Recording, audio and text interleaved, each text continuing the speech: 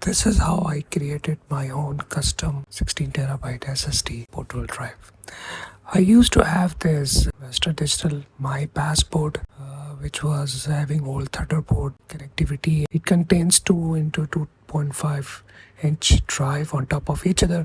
The maximum capacity it was giving me 10 terabyte. Then I upgraded to the new Mac, and that Mac contains the USB-C Type C port. So I had to buy this adapter, which have at one point at one end it has this old Thunderbolt connectivity, and the other end has this USB-C connectivity. So I was using that, and it was working fine for me, but I was running out of space quickly. So I thought, okay, let me go back and try to find something which is portable like this drive and higher in capacity, and it must be fast. So that was the whole idea. So I was start searching, and then I came across this enclosure. The best part about this enclosure is it was a USB-C 3.1. All right, it can contain the 2.5-inch drives. It's operating by the laptop own voltage. Like, you don't need power adapter externally.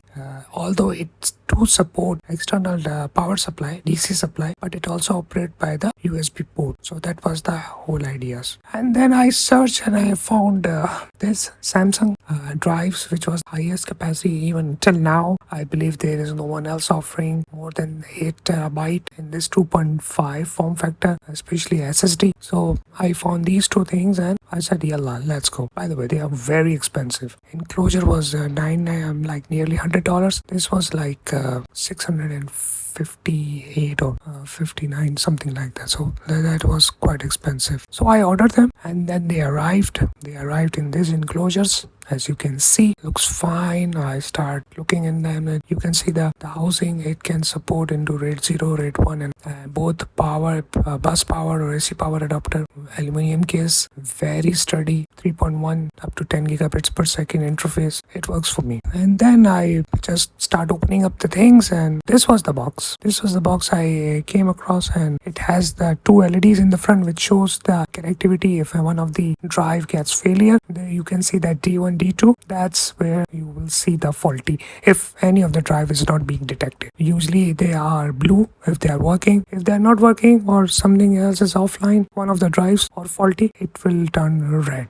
And that's the back of this case. It has toggle switches which you can use for the different RAID configuration. Also a switch for DC or USB power. I was choosing all the way to USB-C, so I can run at any time based on the laptop. Of course, you can switch to DC if you want to use external supply. That was not the whole idea. The whole idea was the portability with maximum capacity and fast. That's why I use the USB connectivity. And that's the 8 terabyte Samsung drives. Yeah, they're very expensive. So I unboxed them, and when I unboxed them, there was a bunch of screws and stickers. So I unboxed the case. It contains the bay drive where I have to put SSDs. So that was the inner enclosure, the tray where I have to install the SSDs. So I open up the one SSD and I just connect it to the SATA interface. In order to hold the drive, I have to turn upside down and screw it from the below. So that's how you screw, and that's what the bay looks like after screwing up. And so I put the second drive, did the same practice,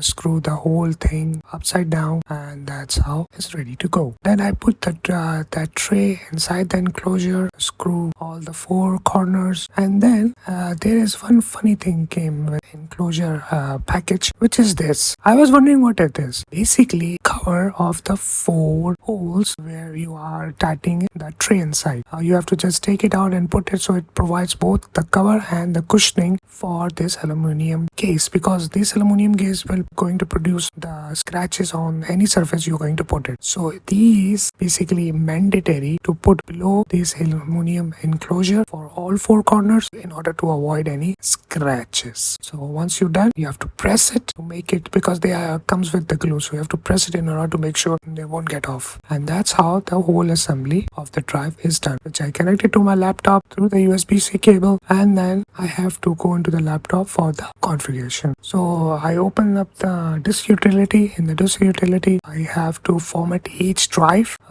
It depends on you, whatever the drive format you want want to, so you have to format each drive individually, which I did for APFC encrypted for password. Then in the disk utility, I basically went to the RAID assist in order to create the RAID, which opened up this dialog box where I selected RAID 0. But wait, once you selected the RAID 0, make sure on the enclosure your toggle switches must be both down in order to support that RAID 0, which you can see on the screen. Once you done, then you come back on this property dialog box, press next. So you will see this. You have to write down your hard drive, what you are going to name it, and what format you want to format and all everything, which you already decided. Then after that, you have to select the drive, which you will see ultimately coming in this window at the name of Samsung. So you select those two drives, and then the next window will come and say, okay, you want to create a format, which you do. Once you done, this is how it will come. You will see the drive like this, which I already filled almost half. That's how you will see the drive, disk 1, disk 2, and that's how the RAID is working. It looks perfectly fine. Thank you for watching this video, and I'll see you guys in future for some new content. Till then, take care. Bye.